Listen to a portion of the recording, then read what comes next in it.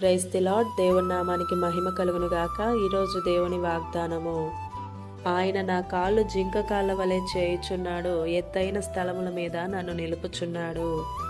18వ కీర్తన 33వ చరణము. ఈ ఉదయకాల సమయంలో భక్తుడైనటువంటి దావీదు అంటున్నాడు, నా కాళ్ళు జింక కాళ్ళ వలె చేస్తున్నాడు నా దేవుడు, నన్ను ఎత్తైన స్థలముల మీద నిలుపుచున్నాడు అని.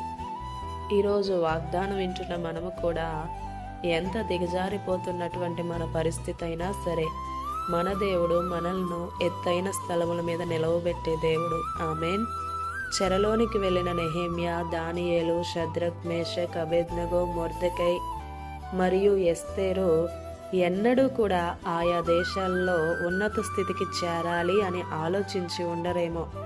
ఎందుకంటే వెళ్తుంది బానిసత్వము క్రింద. తప్పు చేసింది ఎవరో, తమ జనాంగములోని ప్రజలు కాని.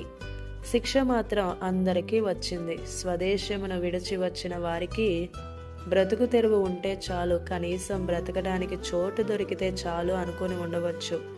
కానీ తాము నమ్మిన దేవుడు కోపిస్తూనే వాత్సల్యము చూపించేవాడు, కనికర పూర్ణుడు అని గ్రహించి వారు సత్య దేవుణ్ణి యథార్థముగా ఆరాధిస్తూ వారు ఎదుర్కొంటున్న శ్రమలలో సైతం నమ్మకముగా జీవించారు.